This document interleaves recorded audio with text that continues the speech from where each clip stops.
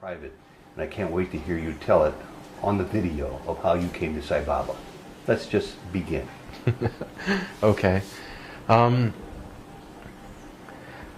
the early 90s, I was a college student living in Oregon, and I became very, very, very sick. I ended up in the hospital in liver and kidney failure.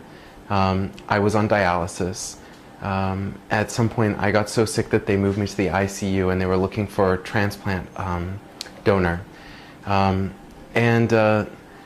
During that time in my life, I had no faith in any kind of God. In fact, I was vehemently against any sort of religion. And, I was in the hospital for a long time, on and off, and I hadn't told my family, but my friends there knew. I was not really going to school anymore. I'd sort of dropped out for a semester, and, a number of friends had come to me and talked to me in sort of spiritual ways that I really, really resented. And made me very angry because, what is a dying person going to do? Suddenly turn to God and become very spiritual and then die with a smile on their face. So I didn't like that idea very much. But one night, my health had really deteriorated, so much so that the doctor said, it's time to start calling your family and making arrangements. Because we haven't found a donor, and so you thought you were dying? I thought I was dying. A friend of mine, a good friend, brought someone with him to the hospital one night.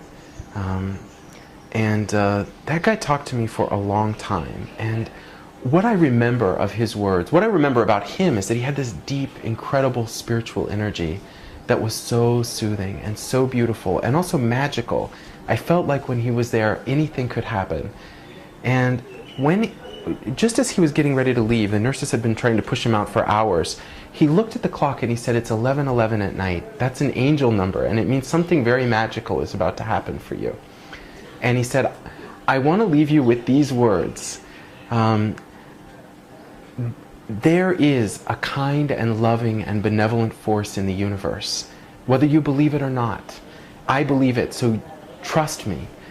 And one day, maybe very soon, you will need to ask for help.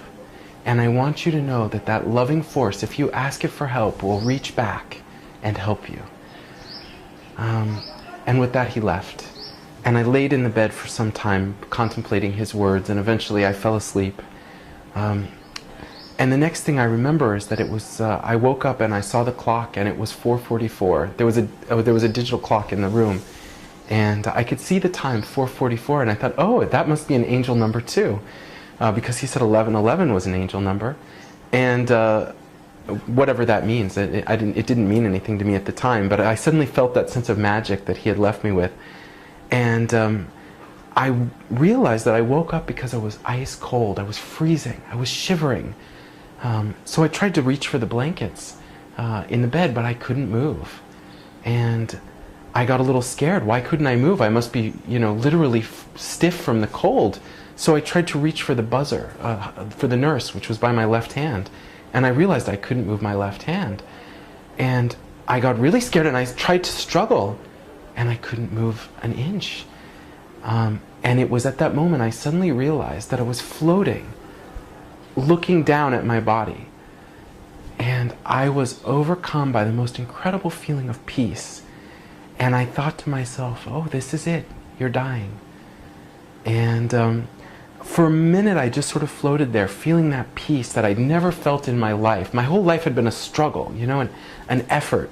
And suddenly I felt this peace. And the words of that guy came back to me. There is a kind and loving and benevolent force in the universe, and if you reach out for help, it will reach back to you and help you. And I thought about those words for a second, and I thought, okay, I'll give it a try. And I prayed a little prayer, floating there in the hospital room above my dying body, and I said, God, I know you're not really there, but just in case you can hear me, I need help, and now would be a good time for you to come. And I had an amazing experience that I'll try to describe. The sky above me opened up, and this amazing blue, really cobalt blue light came down. And in that light there was a form. And he said, I am the blue angel, and I've been sent to take you to God. And he lifted me, he took hold of me somehow and lifted me up and up and up and up forever, forever. It took so long. And finally we broke through some kind of barrier, and I was in a place of just pure light and pure peace and complete silence. And I suddenly realized that I was literally standing at the feet of a being so immense that I could only see the big toe. And it was just this amazing column of light, so huge, that I could see through it, but it was also solid. It was just light. And that being spoke to me. And I can't quite repeat what he said. Maybe it wasn't even exactly words, but he communicated to me, and he somehow lifted me up, and together we went flying around the universe. And he explained to me the creation of the universe, the origin of life, the reason I had incarnated in that body. He said, among other things, that the spirit that was in my body had just died, had just left the body, and that I was a new spirit that would be put back into the body so that I could have a life on the earth. That I needed to come back and that one needed to go, and he was going to use the same body for a second person, second spirit. And so I think literally today I'm not that person who died. I am a different spirit, but in the same body with the same mind, the same memories, the same family. And so what happened is we traveled around the universe, it felt like for hundreds of years. But I woke up in the hospital bed in the morning with the doctor pinching my arm and saying, "What's happened to you? What's happened?" Because I had gone to sleep completely yellow, almost green, and my eyes were brown color. They're now very white. And he said, "What's happened? You look amazing." And I suddenly realized I felt amazing. And all of the memories of that experience, that white light experience, came back to me. And he said, "We've got to do some tests and find out what's going on." And by that... What's wrong here? Yeah, exactly. By that evening, the tests had come back, and he said, "I don't know what's going on, but it looks like all of your liver and kidney functions are returning to normal." Have we lost the audio? No, where's the microphone? It's inside. Okay. It's under the shirt. Fine. Yeah, go ahead. You have good sound? Yeah. Okay. He said, everything's returning to normal, and you know, if you look this good tomorrow morning, I'm going to let you go home and you'll just come back for tests frequently. And sure enough, the next morning they released me from the hospital. And one of the things that God had said to me in that vision was, "Wait for me every day at noon and I will come to you."